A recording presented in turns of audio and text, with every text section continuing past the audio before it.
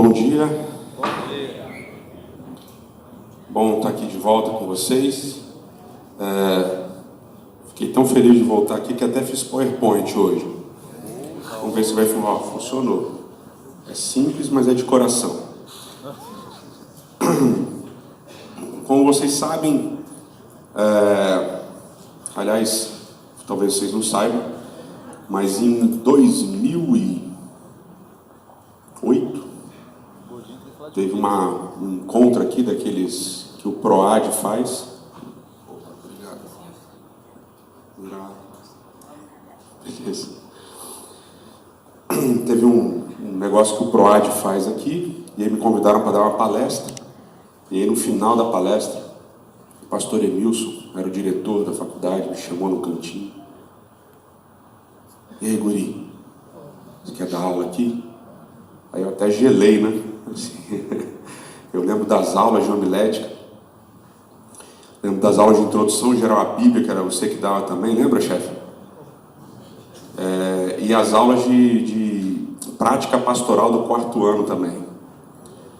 E da prática pastoral de 4º ano, talvez uma das principais aulas para mim foi sobre endemoniado. Eu morri de medo desse negócio de endemoniado. E aí, na aula do pastor Emilson sobre endemoniado, eu perdi todo o medo. E ele fala, né, você conhece o jeitão, né? E olha assim para você: Deus fala toda semana e ninguém escuta. Aí o diabo vem e fala, todo mundo escuta. Então não tem que dar valor porque o diabo fala, porque ele não vale nada. Ele é o pai da mentira. E aí eu fiquei com aquilo na cabeça e eu orava para Deus, né, antes dessa aula, para que eu nunca tivesse que fazer enterro ou para que nunca houvesse endemoniado na minha igreja. E eu nem tinha assumido ainda e teve endemoniado. Naquele semestre, pastor, teve endemoniado na igreja. E aí na hora que o bicho começou a gritar lá, eu falei, eita, e agora? Aí me veio o pastor Emilson, vale nada. Não vale nada, pai da mentira. E aí foi tão tranquila essa experiência, obviamente, né, é estressante para a igreja, o pessoal chora, mas eu fiquei tão calmo, tão tranquilo, falei assim, poxa, graças ao pastor Emilson e à experiência e sabedoria dele nisso daí. E aí depois ele me trouxe para dar aula mesmo, arriscou tudo, né? Me trazendo para dar aula aí, e eu sou muito grato. Viu, pastor? Obrigado. Como vocês sabem, eu gosto muito do tema de comida, sempre me interessou bastante esse tema, o meu formato inspira isso, e eu comecei a estudar no final do meu doutorado, já como é que eu ia trabalhar o pós-doutorado, né? E pensei, bom, agora finalmente eu vou escrever sobre o que eu quero. Porque quando você faz mestrado, doutorado, você nunca faz sobre aquilo que você quer de verdade. Você sempre acaba fazendo aquilo que o orientador um pouco quer. E aí você tenta no que o orientador quer colocar um pouquinho de você lá. Mas aí no pós-doc é meio diferente. Falei, bom, eu vou colocar o que eu quero, vou estudar comida. E aí fui pesquisar e descobri que só tem 3 livros acadêmicos escritos sobre comida no Antigo Testamento e 2 livros mais ou menos homiléticos, se a gente pode chamar assim. São mais aplicações, né? Mas são sermões mais do que leituras acadêmicas. E aí então eu fui para os Estados Unidos fazer um tour, mas um tour de pesquisa, e aí comecei a me debruçar sobre esse tema. Antes de ir, a gente tinha um grupo de pesquisa que talvez a gente reative, não sei, sobre Juízes, e o Gabriel Gruber, vamos queimar ele aqui, tá aí o Gabriel? Gruber? Não, ó, matou a capela. Anota aí, secretário. O Gabriel Gruber fez o trabalho sobre Juízes 3, e ele me apresentou, né, num artigo que ele escreveu sobre um pesquisador que havia disputado as opiniões justamente daquele indivíduo com quem eu fui estudar. Então, é a setinha que eu aperto? Tem que estar ligado. Aí. Bom, basicamente, Juízes 3, do verso 12 a 30, é um texto estudado durante muito tempo, não exaustivamente, mas durante muito tempo, e a gente pode dividir a maneira como ele era lido e estudado resumidamente, nessas 4 linhas. Do início da Era Comum, né, logo depois de Cristo, ali, 1º, 2º século, até a Reforma, as pessoas liam esse texto, os estudiosos liam esses textos e simplesmente alegorizavam o texto, tratavam de aspectos tipológicos do texto, porque Ehud, que é o juiz, né, que é o libertador, ele é chamado de Salvador, Moshia, então daí vem a palavra em hebraico Yeshua, que é o nome de Jesus. Então muitos liam homileticamente também. A partir da Reforma até o início do século XX, o assunto era focado na parte ética, ok? As discussões eram em torno daquilo que Ehud, né, que na Bíblia é Ehud, do que ele tinha feito, porque ele parece ser um cara assim meio malandro, um tipo meio carioca, vamos dizer assim, né? Um cara cheio de malandragem. E do final do século XIX, início do século XX, também uma segunda discussão, até mais ou menos 1981, a discussão era sobre se o relato era verdade ou não. Essa história aconteceu ou não aconteceu? Essa história é inventada ou não? Porque você não tem registros confiáveis, arqueológicos, para dizer que essa história realmente aconteceu. E aí, em 1981, no livro A Arte da Narrativa Bíblica, o Robert Alter começou a analisar o texto de maneira literária. Vamos fazer uma aproximação literária do texto. E essa aproximação literária do texto é o que a maior parte das pessoas fazem até o dia de hoje.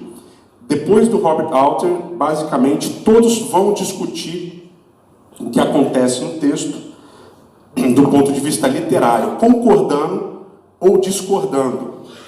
E é interessante porque nesse livro A Arte da Narrativa Bíblica, ele fala sobre Juízes 3, 12 a 30 em 4 páginas. O livro é pequeno, não é muito grande, mas ele fala em 4 páginas somente. E isso mudou a maneira como as pessoas interpretavam esse texto. Nessas 4 páginas, o Dr. Alter ele vai dizer que o texto é irônico. É uma história para zombar de Moabe, né? E aí a discussão depois dele é irônico mesmo ou não? O que é ironia, né? Para a gente entender se existe ou não ironia, a gente precisa definir o que é ironia. E a primeira coisa importante de definir o que é ironia é que é um recurso literário. Ok? Ironia é um recurso literário. Como é que você reconhece a ironia no texto? Aí o doutorado do pastor Lucas Iglesias é exatamente nessa linha. Primeiro, o sentido literal do texto ele é incongruente. Você lê o texto e o texto não faz sentido, literalmente. Ok? Aí você pensa em outras alternativas e essas alternativas também são incongruentes. Por fim, você então, estudando, conhecendo o contexto histórico, literal, no que a narrativa está inserida, você vai decidir se ele é intencionalmente incongruente ou não, ou se é um erro do copista e assim por diante, ok? E aí, conhecendo isso, chegando à conclusão de que a narrativa é intencionalmente incongruente, você vai escolher um significado novo para esse texto, e uma das possibilidades é exatamente que esse texto seja irônico. Um exemplo bem bonitinho para vocês, né? Vocês fazem prova de hebraico, e aí você tira 3 na prova de hebraico, 3 de 10. E aí você vai receber a prova das mãos do professor Lucas, e ele olha para você com um sorriso e fala: parabéns, boa nota. O que ele fala, o sentido literal do que ele está falando é incongruente. Por quê? 3 de 10 não é uma boa nota. Correto? Aí você pensa, bom, qual é a outra alternativa a isso? Talvez todo mundo da turma tenha tirado uma nota abaixo de 3. E aí você vai olhar para os seus colegas. Quando você tirou? Tirei 8. Quando você tirou? 7, 9, 10, tal. E aí você percebe que seu 3 é ruim mesmo. Então, o significado literal é incongruente, as alternativas continuam incongruentes, e aí você passa a tentar analisar o contexto. Bom, ele me falou parabéns, boa nota, com um sorriso meio diferente. Talvez em outros contextos ele tenha dado esse sorriso numa brincadeira. Aí você pensa, bom, pode ser que tenha sido intencionalmente incongruente. Portanto, você chega à conclusão de que ele foi irônico. Na verdade, não é parabéns, você foi mal, né? Sua nota não foi boa.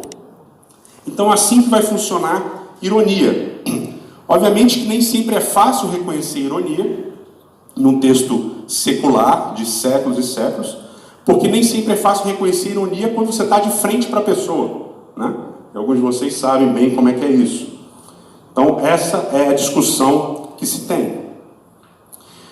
Dois indivíduos, um deles chamado Lawson Stone, tá certo?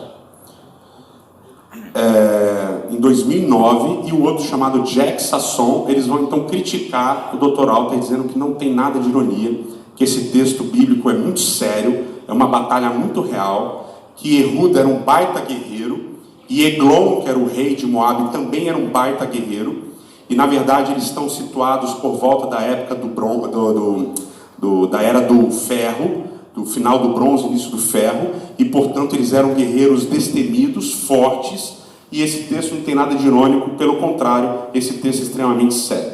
Bom, qual é o contexto geral da narrativa? O contexto geral da narrativa vai seguir um padrão que é estabelecido em Juízes, capítulo 2, verso 11 a 19, que vai falar do primeiro juízo, que é Otoniel. Otoniel ele vai estabelecer o padrão narrativo para o resto do livro. Ainda que você vá ter uma variação constante dentro desse padrão, esse padrão vai ser possível de ser visto ao longo do livro de Juízes. Qual é esse padrão? Está aí, ó.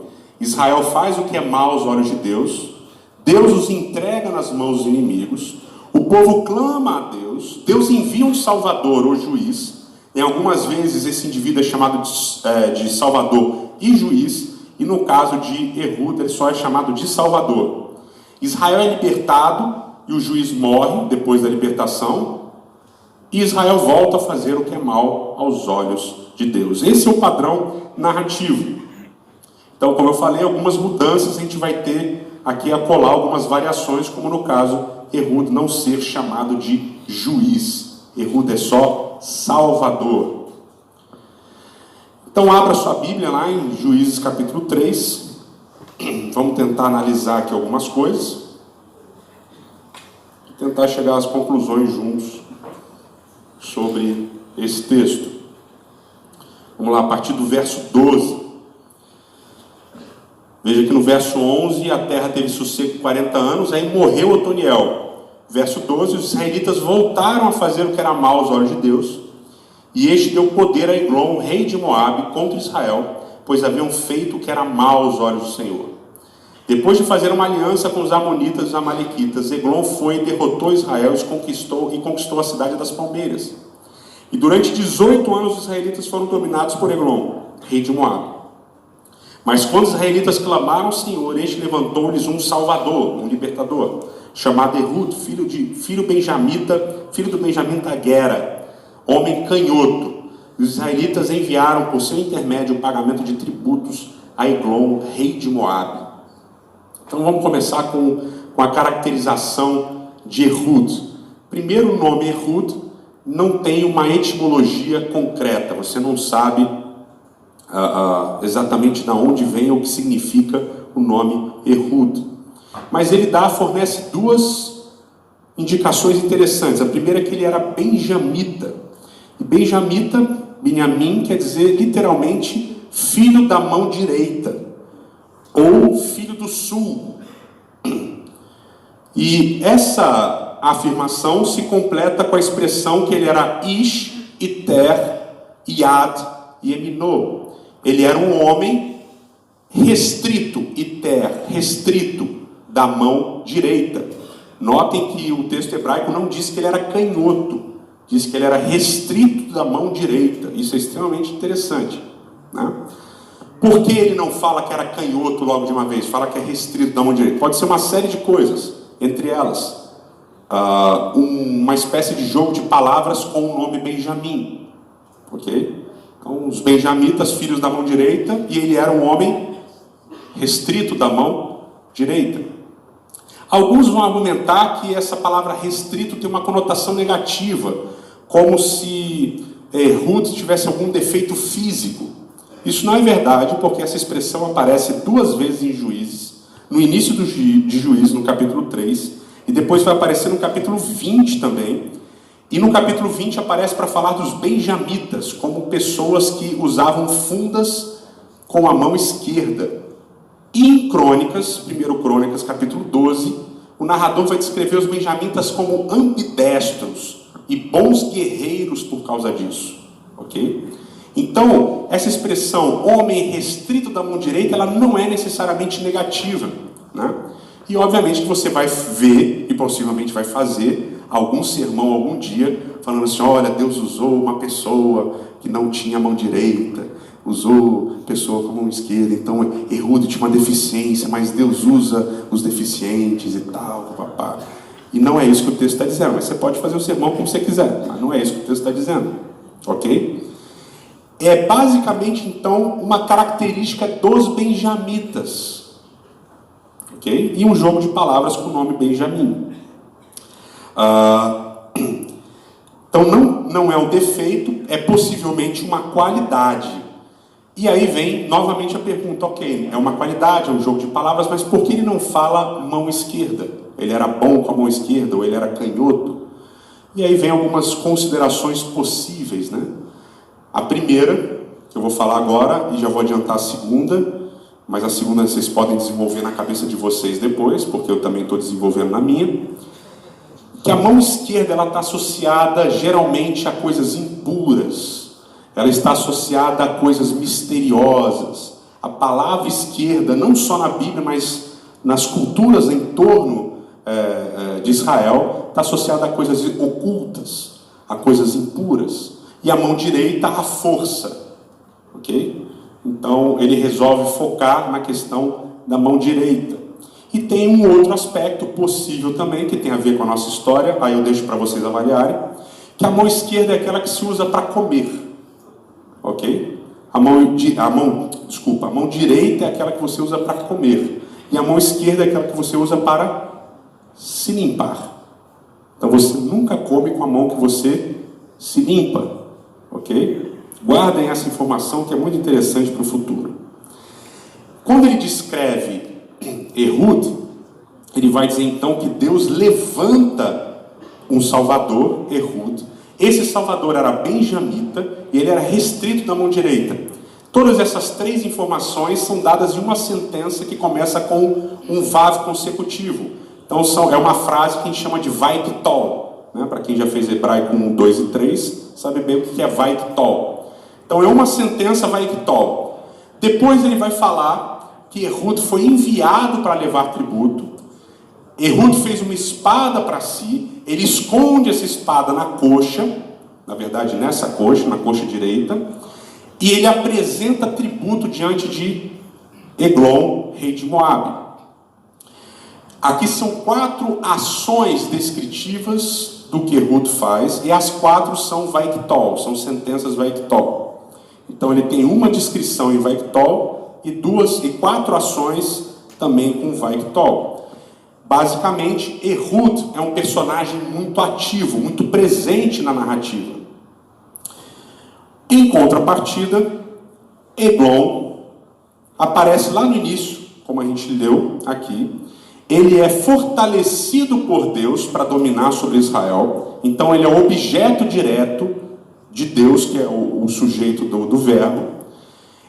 A expressão Eglon, rei de Moabe, vai aparecer do verso 12 até o verso 17. Toda vez que aparece o nome Eglon, aparece o título dele. A partir do final do verso 17, isso desaparece e não acontece mais na narrativa de Eglon. E aí vai aparecer 2 sentenças vaiktol para Eglon. Ele ajunta os amalequitas e os amonitas e ele vai para a guerra contra Israel. Ok? 2 sentenças para descrever ações de Eglon. E por fim, Eglon vai ser apresentado como um homem gordo, Bari Meod. Eglon era muito gordo, e a gente vai ver o que essa expressão significa. O que é interessante é que a descrição de Eglon, ela é infinitamente menor do que a descrição de Ehud. E são menos ações também. Metade das ações de Ehud são as ações de Eglon. Portanto, Eglon não é um personagem tão ativo, ele é um personagem mais passivo. Agora vamos analisar rapidamente o nome de Eglon. E aí vem uma discussões infindas aí nos grandes comentários. Mas Eglon é possivelmente derivado da palavra Egel, que significa novilho, ou bezerro, novilho, ok? Uma outra possibilidade é que Eglon venha da palavra Egol, que significa redondo, ok? O que é bem interessante, guardem essa informação também. O Lawson Stone e outros acadêmicos, eles vão dizer que esse nome não tem nada de pejorativo, porque outros personagens bíblicos recebem nomes que são derivados de animais, de substantivos relacionados a animais. Isso é verdade. Isso acontece bastante na Bíblia hebraica e realmente, na maior parte das vezes, ou basicamente em todas as vezes, não há nada que seja pejorativo ao nome. Por exemplo, uma das esposas de Davi, o nome dela literalmente significa novilha, ok? E não tem nada associada com Egelá, não tem nada pejorativo nesse nome, ok? Só que alguns outros vão dizer que é categoricamente pejorativo. E aí a gente precisa determinar se é ou não é pejorativo, e é por isso que a gente precisa estudar o texto. Então vamos ler o texto, continuar, capítulo 3, verso 16. Ehud fez para si uma espada de 2 gumes, com um côvado de comprimento, e amarrou a coxa direita por baixo da roupa. Então levou os tributos a Eglon, rei de Moabe, que era um homem muito gordo. Depois de entregar os tributos, Ehud mandou embora os carregadores. No entanto, estava junto às imagens e tal, e a gente já vai voltar lá. Bom, ele vai descrever Eglon com uma sentença nominal. Justamente o verso 3:17 em que tem essa mudança. Então fala assim, Ehud levou os tributos a Eglon, rei de Moabe, e Eglon era um homem muito gordo. Então ele quebra a sequência das ações da narrativa com um vav conjuntivo, numa sentença nominal, em que ele separa o nome Eglon do título rei de Moabe pela primeira vez. E ao fazer isso, ele acrescenta uma característica a Eglon, dizendo que Eglon é Bari Meod. Bari Meod. A expressão, a palavra Bari, ela significa gordo. Alguma coisa gorda, com muita gordura. Ela parece se referindo a animais e a grãos. Ok? Castanhas e grãos e tal, grãos gordinhos, animais gordinhos e tal.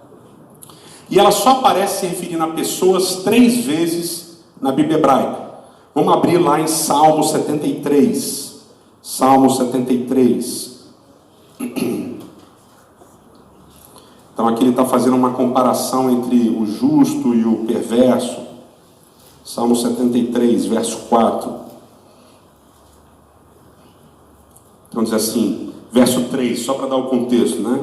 Pois eu tinha inveja dos arrogantes ao ver a prosperidade dos ímpios. Eles não têm problemas, o corpo deles é forte e sadio. Então falando dos ímpios, dos arrogantes, eles são gordinhos, né? Gordinhos e saudáveis, ok? Gordinhos e saudáveis. E a segunda vez é um texto que nós gostamos muito como adventistas, que é Daniel capítulo 1. Daniel capítulo 1. Daniel e seus amigos são descritos como Bari. Eles, depois daquele período de provas, lembra? Que eles pedem para comer só vegetais e água. Então, no final daquele período, o texto diz que eles estão muito mais Bari do que os outros que comiam das finas iguarias do rei. Portanto, Bari não necessariamente, quando se refere a pessoas, tem um sentido conotativo. Um sentido pejorativo, de ser gordo, no sentido de obesidade mórbida. Tá? Tem mais um sentido de ser uma pessoa forte, grande, gordinha, mas forte. Só que o texto não para por aí, né? O texto está envolto, está seguido, o texto está precedido, essa descrição de que ele era um homem muito gordo, da expressão de que Ehud levou tributos a Eglon, ok? Então Ehud leva tributos a Eglon, e aí depois vai dizer que Eglon era gordo. A A junção de duas palavras para descrever esses tributos é que é a chave hermenêutica, vamos dizer assim, para entender essa história e se tem ironia ou não. Porque ele usa a expressão, ele junta duas palavras, karav e minha. Karav aparece no rifil. E quando karav aparece no rifil, em todas as vezes na Bíblia hebraica, karav no rifil se refere a uma oferta de sacrifício cultico, uma oferta de sacrifício levada a Deus.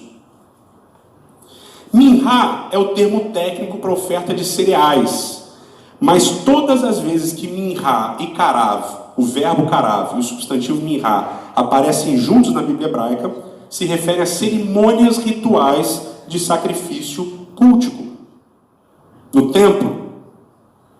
Ok? Todos entenderam? Não, né? Tanto faz.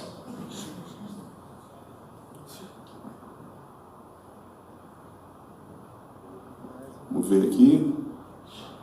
Opa, aí. Agora, quem está com a Bíblia em hebraico? Quantos estão com a Bíblia em hebraico?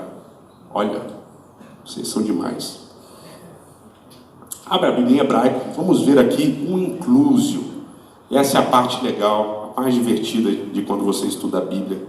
É você parar no texto em hebraico e ficar lendo 1000 vezes até achar alguma coisa. Sempre está lá. Então, do verso 3,15b, diz assim: e enviaram os filhos de Israel pela mão de Ehud, né? Minha para Eglon. 3,15b. Então ele usa o verbo shalar, que é enviar, e ele usa o substantivo minha.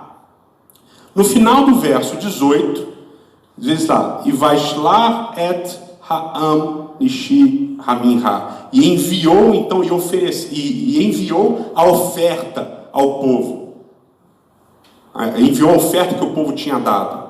Ok? Então ele abre com shalar, seguido de minha, e ele fecha com shalar, seguido de minha. Aí você tem o verso 3,17a, que é justamente a parte de oferecer o tributo, oferecer a oferta. Então ele usa o verbo karav e o substantivo minha. Então ele ofereceu a oferta para Eglon, o rei de Moabe. No 3,18a vai dizer que ele termina de oferecer, karav, a oferta. Estão percebendo o paralelo? E aí você tem, no meio desses paralelismos, vocês têm duas frases que não se encaixam, ou duas seções que não se encaixam. O 3,16 e o 3,17b. O 3,16 fala de Ehud fazendo a espada e escondendo a espada na sua coxa direita. E ao descrever a espada, ele fala que a espada tinha um tamanho específico, mas ele acrescenta uma informação bem curiosa. Ele diz que a espada tinha, vamos ler lá, o 3,16? Tinha um côvado de comprimento e tinha 2 gumes. A expressão em hebraico para gumes, né, para 2 gumes, é shnei peot. Literalmente diz, a espada tinha 2 bocas. Então ele faz uma espada que tinha 2 bocas. E isso está meio solto no texto, né? E no 3,17 vai dizer que Eglon era um homem gordo. Basicamente, então, pelo paralelismo, pelo inclusio, né, pela inclusão, pela moldura desses versos, shalar, minha, abrindo e fechando essa pequena seção do texto, você percebe que a espada de 2 bocas e o Eglon, que é muito gordo, estão juntos, estão em paralelo. Já é um anúncio de enredo. Ele está anunciando que essa espada vai fazer alguma coisa com o rei gordinho.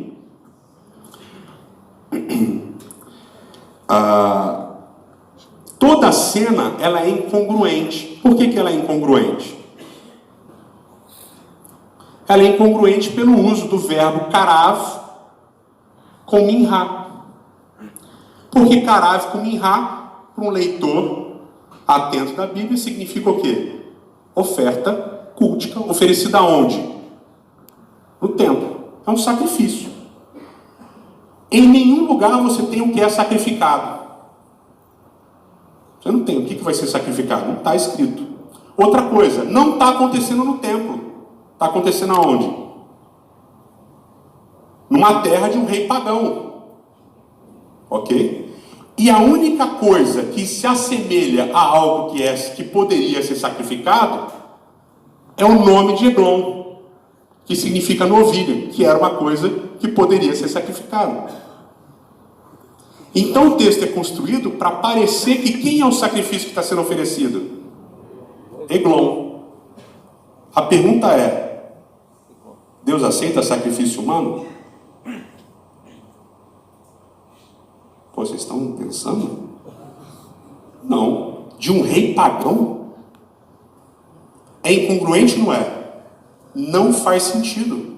Você tem toda uma moldura falando de um sacrifício cultico a Deus, mas você não tem o que é sacrificado. E se você entender Eglon vindo de Egel, você vai pensar: opa, Eglon é o sacrifício. Mas é puro ou impuro esse sacrifício? Impuro, porque ele é o quê? Um rei pagão e ele é uma pessoa. Agora notem que ele desconecta a expressão rei de Moabe de Eglon a partir do verso 17b. Isso vai ser importante porque a gente vai ver depois. Bom, Ehud, ele arma um esquema. Ele é um indivíduo, né, que tem uma malandragem, tem um nível de malandragem. Então, ele oferece o tributo, termina de oferecer o tributo e ele vai embora, mas no caminho de ir embora ele passa pelos ídolos de Moabe, que é outra expressão confusa aqui no texto, e aí de repente ele volta, sozinho. E é possível que esse lugar que ele passa pelos ídolos tivesse ficado à vista de Eglon. E Eglon viu então ele de alguma maneira prestando respeito a esses ídolos e tal, porque ele volta e é recebido novamente por Eglon. Então olha lá, verso 19: no entanto, quando estava junto às imagens de escultura que são ídolos, perto de Gilgal, voltou e disse: tem uma mensagem secreta para ti, ó rei. E o rei disse: silêncio. E todos os auxiliares saíram de sua presença. Ehud aproximou-se do rei, que estava sentado numa sala de verão particular, e disse-lhe: tem uma mensagem de Deus para ti. E o rei então se levantou da sua cadeira. O verso 19 e o verso 20, que descreve as artimanhas de Ehud, né, para ficar sozinho com o rei, eles também estão em paralelo. Ehud fala, primeiro você tem a localização, então o lugar das esculturas perto de Gilgal, e no verso 20, a sala de verão do rei, e aí Eglon age. No verso 19, ele manda todo mundo ficar em silêncio, e no verso 20, ele se levanta. Muito interessante essa sequência. Muito interessante essa sequência. A palavra davar significa o quê? Palavra. E o que mais? Coisa. Então quando ele fala assim: eu tenho uma davar secreta para você, ele tem realmente uma coisa escondida, porque o texto já diz que está escondido. O que está escondido, que ele tem escondido para o rei? Uma espada, uma faca, na coxa direita. Aí ele fala que tem uma coisa de Deus para o rei. Essa expressão câmara de verão tem uma série de possibilidades. Pode ser um aposento do lado do trono, pode ser uma sala em cima do trono onde o rei dormia, e pode ser o banheiro também. Pode ser um monte de coisa. E ninguém tem precisão para dizer o que é realmente. Agora, a última ação de Eglon é que ele se levanta da sua cadeira. E é quando ele se levanta da sua cadeira, verso 21, Ehud estende a mão esquerda, tira a espada de sobre a coxa direita e crava na barriga do rei.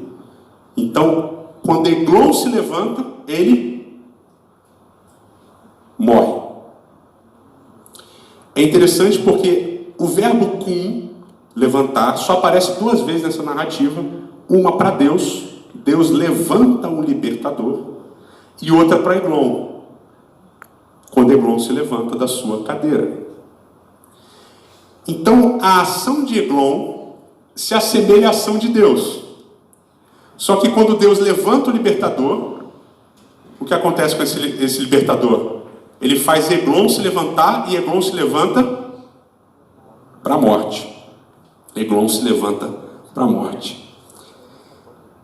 O assassinato, então, no verso 22, e você percebe que aqui no hebraico, no português também ficou bem, que a cena é alongada, né? É descrita em mínimos detalhes. Então ele pega a mão esquerda, tira a espada da coxa direita, crava na barriga do rei, e diz que o cabo entrou até o final com a lâmina, e ele não consegue tirar a espada porque a gordura, halav, se fecha sobre a espada. A espada tinha o quê? 2 bocas. E o rei era o quê? Gordo, barimeod, muito gordo. E a espada, quando entra, não sai porque a gordura se fecha sobre a espada. Eglon se torna o sacrifício, mas não é um sacrifício puro. E o narrador faz questão de falar isso. A gordura se fechou. Então Ehud fechou a porta e trancou as portas e saiu para o pórtico. Depois que saiu, aqui no português vocês sabem que ele comeu um pedacinho, né? Diz que quando a gordura se fechou sobre a espada, excremento saiu do rei. Ok? Aí o tradutor aqui, ele fala, isso daqui é muito forte, né? Mas diz que excremento saiu do rei. E aí Ehud então fecha as portas e sai para o pórtico. Depois que ele saiu, os servos do rei vieram e viram que as portas da sala estavam trancadas. Disseram, sem dúvida, está aliviando o ventre no seu quarto de verão. E esperaram até ficarem preocupados, mas o rei não abriu a porta. Então, tomando a chave, abriram, e lá estava o seu senhor morto, estendido no chão. Então os servos falam assim, bom, pelo cheiro, ele deve estar aliviando o seu ventre, né? Então a faca entra, a gordura encobre a faca, e o que acontece com o rei? Solta os excrementos. Então é um sacrifício puro? Não, impuro, nojento. Morreu ali. Ehud sai, escapa, e aí vem um paralelo interessante, porque Ehud chama Israel, Israel vem, e tem uma série de paralelismos dos verbos que são usados, é muito interessante. O artigo já foi mandado para a revista para ser publicado, viu, doutor Donelis? Um dia vai ser publicado aí, esperar a resposta. Mas aí vocês podem ler depois, e tem toda essa série de paralelos. Mas a vitória de Ehud se transforma também na vitória de Israel, porque Israel vai lá e mata todo mundo. Vamos ler o finalzinho. Verso 27, e assim tocou a trombeta na região de Efraim, e os israelitas desceram das montanhas com ele à frente. Ele lhes disse, segui-me, porque o Senhor entregou os vossos inimigos, os moabitas, nas vossas mãos. E eles o seguiram, tomaram o lugar da passagem de Jordão, que levava até Moabe, e não deixaram ninguém atravessar o rio. Naquela ocasião mataram cerca de 10.000 moabitas, todos bari, todos gordos e valentes, e ninguém escapou. Ok? E aí vem um aspecto interessante, porque o verbo sair, que apareceu lá para quando Ehud escapou, né? No verso 26 diz que Ehud saiu para o pórtico, diz também que do ventre do rei saiu excrementos, né? E aí durante séculos o pessoal comparou as duas coisas, dizendo assim, o narrador está pintando Ehud em cores negativas, porque do mesmo maneira que excremento saiu da barriga do rei, Ehud saiu do palácio. Então o mesmo verbo usado para descrever as duas ações, do excremento saindo e do Ehud saindo. Porque Ehud, ele arma um esquema, né? Não arma um esquema? Não é meio malandro? Né, Jefferson? É um malandro carioca, né? Sempre tem um jeito, né? Sempre tem um esquema, tá por dentro, é nós. Só que é interessante porque antes de falar que Ehud saiu, ele diz que a gordura se fechou sobre a faca. Quem é o sujeito do verbo se fechar? A gordura. E depois diz que o excremento saiu da barriga do rei. Quem que é o sujeito do verbo sair? O excremento. Então a gordura e o excremento são sujeitos de dois verbos.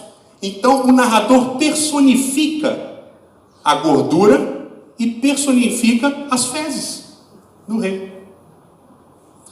E quando Ehud sai, ele continua sendo o sujeito do verbo.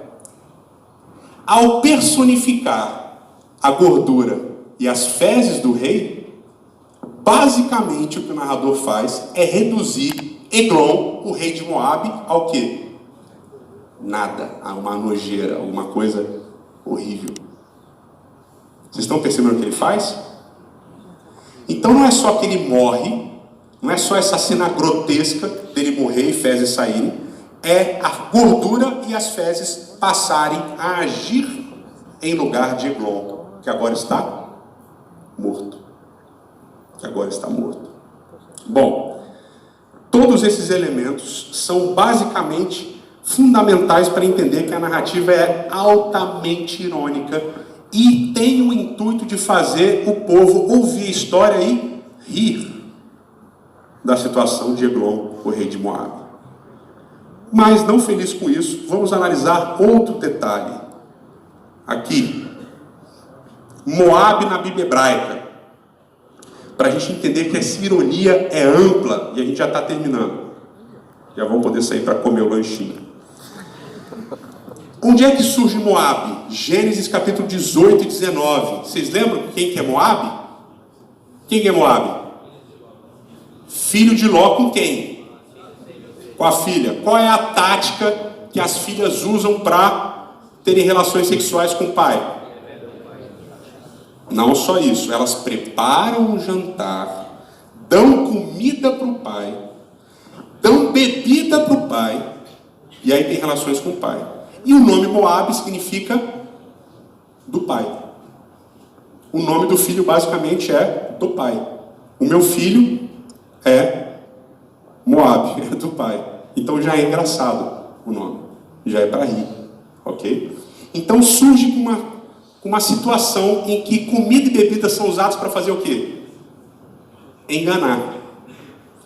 Quando a gente vai para Balaão é chamado pelo rei Balaque, que é o rei dos Moabitas. Ele é chamado para fazer o quê contra Israel?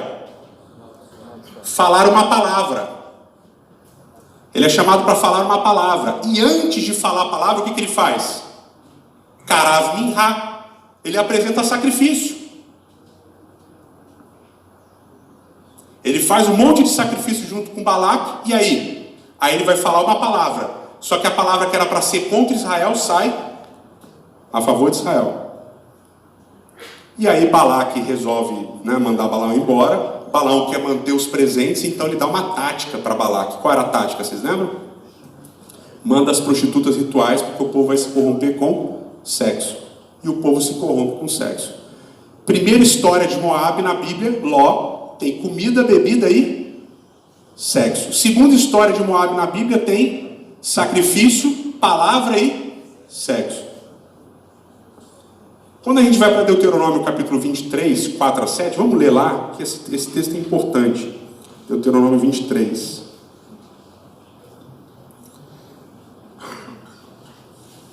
Vamos ler a partir do verso 1. Aquele que tiver os testículos esmagados ou um membro viril cortado não entrará na Assembleia do Senhor. Nenhum bastardo entrará na Assembleia do Senhor, nem mesmo sua 10ª geração entrará na Assembleia do Senhor. Nenhum amonita, nem moabita entrará na Assembleia do Senhor até a sua 10ª geração. Jamais entrará na Assembleia do Senhor. Por quê? Verso 4. Porque não saíram com pão e água para vos receber no caminho quando saíres do Egito. E porque contrataram Balaão, filho de Peor, de Petor, na Mesopotâmia, para ti amaldiçoar. Mas o Senhor teu Deus não quis ouvir a Balaão, trocou a maldição por bênção, porque o Senhor teu Deus te amava. Então por que Israel não deve aceitar Moabita na Assembleia? Porque Moabe não ofereceu o quê? Comida e bebida quando Israel saiu do Egito. Então Moabe não dá comida para Israel, ainda quer pegar Balaão para falar contra Israel. Então novamente você tem comida e bebida em Deuteronômio 23 associado a Moabe. E em Ruth, falta pão na casa do pão, e os israelitas vão para onde? Para Moabe comer. O que acontece quando chegam lá? A comida de Moabe, entre aspas, isso daqui é uma leitura homilética. Eles chegam em Moabe, a comida faz o que com eles? Morre Elimeleque, morre os 2 filhos, e agora Ruth e as duas Noemi e as duas, Ruth, esqueci a outra, Orfa, vão voltar para Israel. Chega em Israel, Ruth, que é moabita, recebe o quê? Comida. De quem?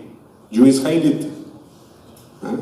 Aqui é interessante, porque você percebe que existe um preconceito contra os moabitas, o tempo todo fica Ruth a moabita, Ruth a moabita, Ruth a moabita. Mas tem um fator importante que a gente pode analisar um outro dia. E por fim, vamos a Isaías capítulo 25. Isaías 25. As profecias contra as nações aqui. Vamos ler só uma seçãozinha aqui, do verso 6, capítulo 25, verso 6. Olha lá. Neste monte o Senhor dos Exércitos dará a todos os povos um rico banquete, banquete de vinhos envelhecidos, de comidas gordurosas, com tutano e de vinhos envelhecidos bem puros. Neste monte ele destruirá o manto que cobre todos os povos e o véu que está sobre todas as nações. Aniquilará a morte para sempre, assim o Senhor teu Deus enxugará as lágrimas de todos os rostos e tirará de toda a terra a humilhação do seu povo.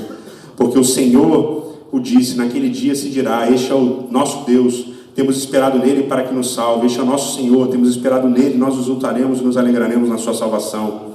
Porque a mão do Senhor repousará neste monte, e Moabe será pisado no seu lugar, assim como se pisa a palha na água do monte do esterco. Ali Moabe estenderá as mãos, como nadador se estende para nadar, mas o Senhor abaterá a sua arrogância, apesar da habilidade das mãos de Moabe. Derrubará as altas fortalezas dos seus muros, e eles abaterá e os derribará até o pó. Então o texto começa dizendo que Deus vai oferecer o que para Moabe? Um banquete. O que vai ter nesse banquete? Vinho e comida gordurosa. E esse banquete é bom? Não, esse banquete é ruim. Por quê? Porque Deus vai matar Moabe. E vai matar Moabe como? Verso 10 aí, o que está escrito no verso 10? Como é que ele vai matar Moabe? A mão do Senhor repousará neste monte e Moabe será pisado no seu lugar, assim como se pisa a palha na água no monte de esterco. Então Moabe vai ser destruído com o quê? Vai ter o que envolvido? Fezes. Agora vamos para Jeremias, para a gente terminar, capítulo 48.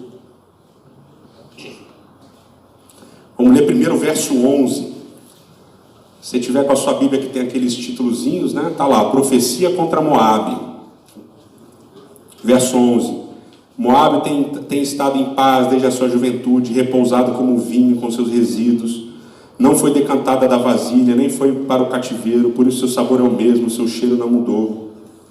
Portanto, do Senhor dias virão em que lhe enviarei pessoas que o derramarão, despejarão suas vasilhas e despedaçarão seus jarros. E agora o verso 26, que é o mais importante. Vamos ler a partir do verso 25. A força de Moabe foi eliminada, o seu braço foi quebrado, Senhor. Embriagai-o porque ele provocou o Senhor. Moabe se revolverá no seu vômito, e ele também será ridicularizado. Ridicularizado. Então, uma das profecias contra Moabe é que Moabe vai morrer no monte de esterco, que Moabe vai morrer se revirando no seu vômito, e que Moabe vai ser o quê? Ridicularizado. E o relacionamento de Moabe com Israel envolve sempre o quê? Comida e bebida. E Deus vai usar um banquete para fazer o quê? Ridicularizar Moabe. Então a gente volta para Juízes capítulo 3 para concluir o quê? Muito possivelmente, essa narrativa é uma narrativa... Opa! Mais um aqui. Aí. É uma narrativa com alto grau de ironia e de humor, apesar de ter bastante coisa grotesca, né? O grotesco também tem a ver com humor, né? Tipo os trapalhões, né? Aquele negócio tá na cara, não sei o que lá, o pessoal ri e tal. O grotesco é geralmente para causar humor. Primeiro, você não tem como dizer que não tem ironia no texto usando arqueologia, que é o que o Lawson Stone e o Jack Sasson fazem. Porque a arqueologia não é um recurso literário, e a ironia é um recurso literário. Ok? Segundo, o acúmulo de informação na narrativa faz a narrativa ser altamente incongruente. O que está escrito literalmente não pode ser. Não faz sentido. Então, portanto, você tem que procurar uma alternativa. Esse alto grau de incongruência e a intertextualidade com os outros textos que se referem a Moabe mostra indelevelmente que o texto é altamente irônico. E aqui Deus está usando Ehud para ridicularizar Moabe. Por quê? Porque Moabe se coloca como inimigo de Deus. Então, meus queridos, basicamente, quando você estuda a Bíblia, nunca se dê por satisfeito. Muita gente escreveu sobre esse texto, mas esse texto continua tendo muita coisa para ser explorada. O nível que você vai explorar, ou como você vai explorar, vai do seu gosto, desde que você seja uma pessoa séria na análise do texto bíblico. Em oração você busca a Deus e estude a sua palavra. Os inimigos de Deus serão ridicularizados. Vamos levantar para orar?